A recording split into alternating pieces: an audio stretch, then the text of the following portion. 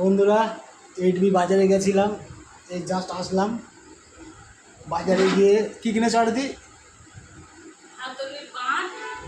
এই যে লাগানো হয়ে গেছে, একটা হাতুড়ির বাট কিনেছি, লাগিয়ে নিচ্ছি। আচ্ছা, আর কি কিনেছো দেখাও।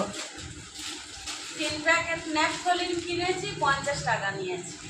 কাছে টাকা দিয়ে ন্যাপথলিন কিনেছি। আমি বর্ষাকালে সব জায়গাতে ন্যাপথলিন দিয়ে রাখি, বাথরুমে, রান্নাঘরে, তারপর আলমারির ভিতরে।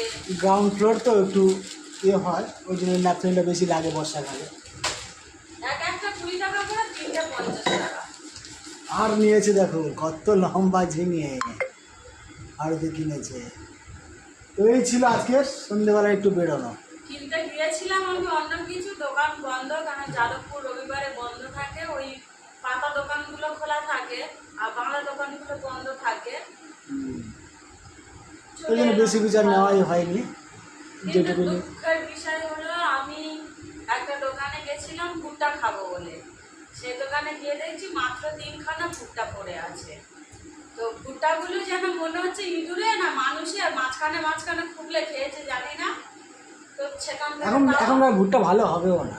সেখান থেকে একটা নিয়ে খেলাম, কিন্তু সত্যি কথা আমার মনে লাগলো না।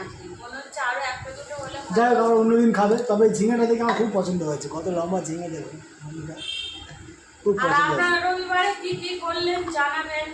হ্যাঁ, একটু ভিডিও দেবেন, আপনারাও দেবেন।